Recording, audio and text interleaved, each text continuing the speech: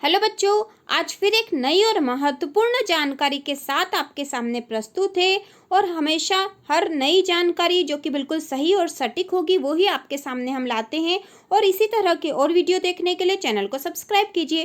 तो बच्चों, आज जो जानकारी है वो बहुत महत्वपूर्ण है, जो कि आपकी वार्षिक परीक्षा 2021 से संबंधित है और कक्षा 9वीं और 11वीं के बच्चों के लिए है। और यह जो आदेश है, ठीक है, यह नया आदेश है जो कि 16 अप्रैल 2021 का आदेश है, जो कि आपके आपके जो है स्कूल शिक्षा विभाग, मध्य प्रदेश शासन स्कूल शिक्षा विभाग का आदेश है। और जिले के कलेक्टर, जिला शिक्षा अधिकारी के नाम यह आदेश है, जिसमें कि स्पष्ट रूप से लिखा है इसका विषय जो है शासकीय शालाओं में कक्षा 9वीं एवं 11वीं की वार्षिक परीक्षा को निरस्त कर अकादमिक सत्र में पूर्व में लिए गए टेस्ट के आधार पर मूल्यांकन करने विषयक है।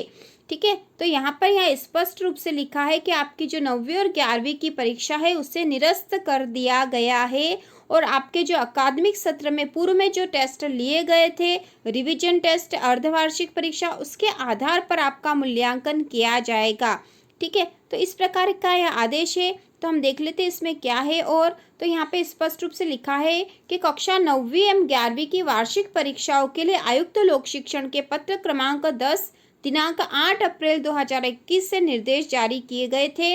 वर्तमान में कोरोना संक्रमण के विस्तार तथा जिलों में कोरोना लॉकडाउन की स्थिति को देखते हुए कक्षा 9वीं एवं 11वीं की वार्षिक परीक्षा के लिए पूर्व में जारी निर्देश निरस्त किए जाते हैं।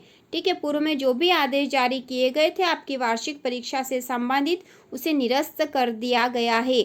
इसके बाद यहाँ पर बताया गया है कक्षा 9वीं 11वीं के विद्यार्थियों की वार्षिक परीक्षा नहीं ली जाएगी तथा उनका मूल्यांकन, ठीक है, उनका मूल्यांकन अकादमिक सत्र के दौरान पूर्व में किए गए मूल्यांकन के आधार पर किया जाएगा।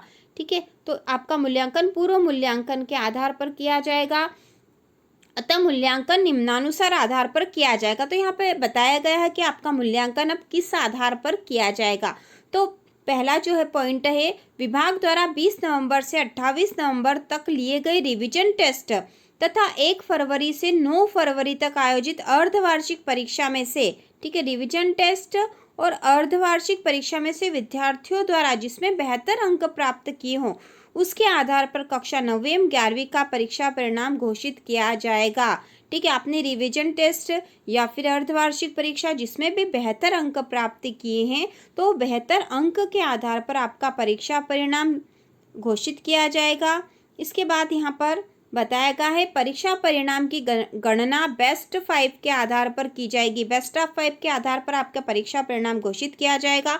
अर्थात यदि विद्यार्थी 6 में से 5 विषय में पास है तथा एक विषय में न्यूनतम निर्धारित अंक 33 अंक प्राप्त नहीं कर सका हो तो भी उसे पास घोषित कर दिया जाएगा। ठीक है, बेस्ट ऑफ 5 के आधार पर आपका परीक्षा परिणाम घोषित होगा।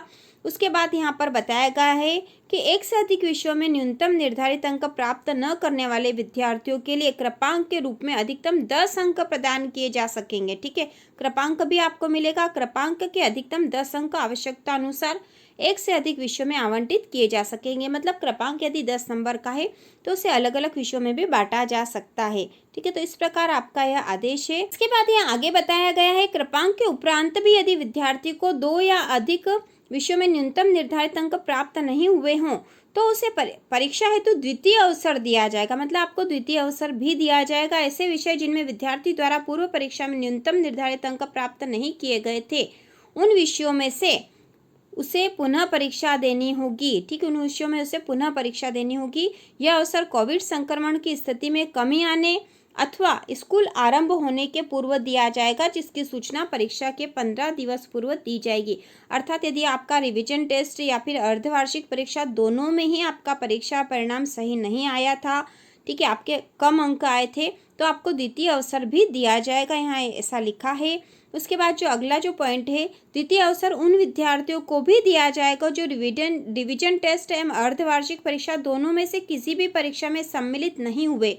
अर्थात यदि आपने रिवीजन टेस्ट भी नहीं दिया, अर्धवार्षिक परीक्षा भी नहीं दी थी, तो भी आपको द्वितीय अवसर दिया जाएगा। ठीक है, तो भी द्वितीय अवसर दिया जाएगा। किंतु उन्होंने, मतलब ऐसे सारे बच्चों को जिन्होंने ये परीक्षा नहीं दी लेकिन उन्होंने सत्र 2020-21 में शासकीय विद्यालय में प्रवेश लिया था, यदि आपने विद्यालय में प्रवेश ले लिया था और आपने रीजन टेस्ट नहीं दिया, अर्धवार्षिक परीक्षा नहीं दी, तो भी आपको द्वितीय अवसर दिया जाएगा। उपरोक्त अनुसार कार्रवाई सभी शालाएं 30 अप्रैल 2021 तक सुनिश्चित कर परीक्षा परिणाम घोषित करें। तो आपका परीक्षा परिणाम 30 अप्रैल 2021 को घोषित होना है। विमर्श पोर्टल पर भी विद्यार्थियों के लिए परीक्षा परिणाम ऑनलाइन उपलब्ध कराया जाना सुनिश्चित करें। संबंधित शाला प्रमुख शाला का परीक्षा परिणाम विमर्श पोर्टल पर निर्धारित प्रपत्र में 5 मई 2021 तक दर्ज करना सुनिश्चित करें। तो 5 मई तक आपका परिणाम जो विमर्श पोर्टल पर आ जाएगा, ताकि अगले अकादमिक सत्र हेतु सभी विद्यार्थियों के लिए पाठ्य पुस्तक की उपलब्धता सुनिश्चित की जा सके। और यह जो आदेश है, यह सचिव जो है मध्य प्रदेश शासन के जो सचिव है उनके द्वारा है, 16 अप्रैल का यह आदेश है। तो इस प्रकार आपको पता चल ही गया होगा कि आपकी जो 9वीं और 11वीं की जो वार्षिक परीक्षा थी वह निरस्त हो चुकी है, और अब रिवीजन टेस्ट या अर्धवार्षिक परीक्षा दोनों में से जिसमें आपने अधिक अंक प्राप्त किए हैं, जिसमें अच्छा परिणाम था, उस आधार पर आपका जो है रिजल्ट घोषित होगा। ठीक है बच्चों, और इसी तरह के और वीडियो देखने के लिए चैनल को सब्सक्राइब कीजिए।